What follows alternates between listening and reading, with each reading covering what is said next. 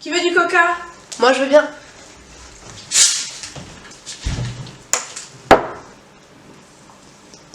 Attention, attention! Bonjour! Bienvenue sur notre chaîne YouTube. Aujourd'hui, on va vous montrer des astuces pour éviter la formation de mousse dans les boissons gazeuses. Et donc éviter de faire ce qui se passait précédemment. La première chose à laquelle nous avons pensé, c'est que la matière du verre peut jouer un rôle important dans la formation de la mousse.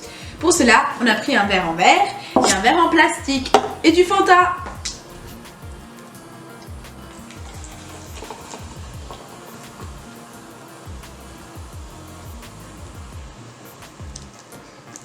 Il y en avait un peu quand même.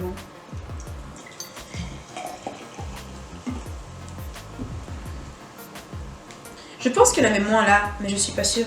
On a besoin de plus de précision. Nous avons pensé à faire varier la température de la boisson pour voir quel effet ça avait sur la formation de mousse. Ce sera notre deuxième astuce. Cette boisson a été 20 minutes au frigo.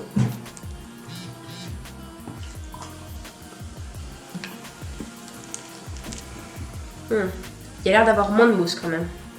Mais bon, c'est pas très précis.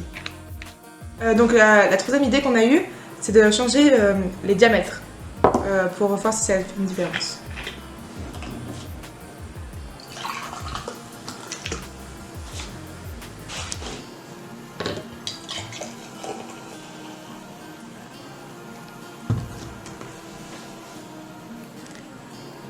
Ça se dissipe moins vite. Oui, mais il y a eu plus de... Faudrait que ce soit plus précis. Maintenant, on se retrouve au laboratoire pour montrer les coulisses de nos expériences. C'est parti!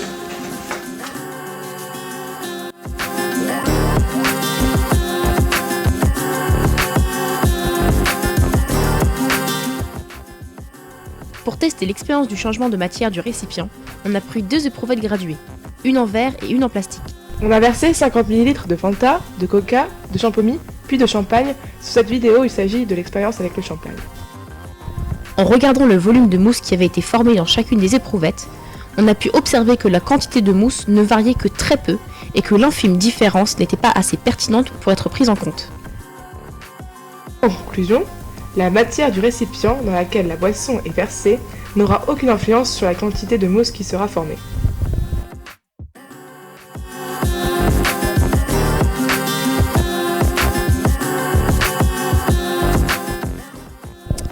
Pour observer si réchauffer ou refroidir une boisson pouvait faire changer la quantité de mousse formée, on a fait atteindre différentes températures variant de -1 à 100 degrés aux échantillons de 50 ml de chaque boisson. En les reversant, on a pu observer que plus la température de la boisson s'éloignait de la température ambiante, c'est-à-dire 21 degrés, moins il y avait de mousse formée. En conclusion, la température de la boisson a effectivement une influence sur la quantité de mousse qui sera formée. Plus elle est chaude ou plus elle est froide, moins vous obtiendrez de mousse.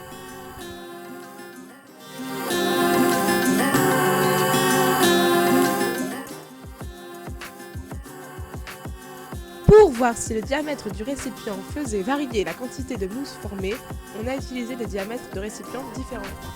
On a versé 100 ml de boisson dans chacun de ces récipients, ayant des diamètres variant de 2,5 à 8 cm. En mesurant le volume de mousse formé à chaque versage, on a pu observer que le diamètre du récipient n'avait pas exactement une influence sur la quantité de mousse qui serait formée, mais on avait une sur la vitesse de dissipation de la mousse.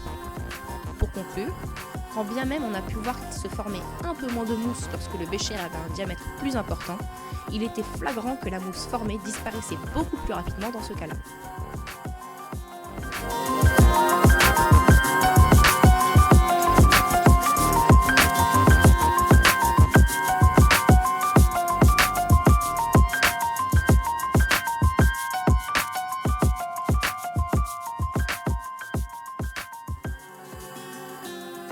Alors si la vidéo vous a plu et que vous voulez plus d'astuces, n'hésitez pas à vous abonner à la chaîne, à aimer la vidéo, et pour vos questions, commentez-les et on essaiera d'y répondre.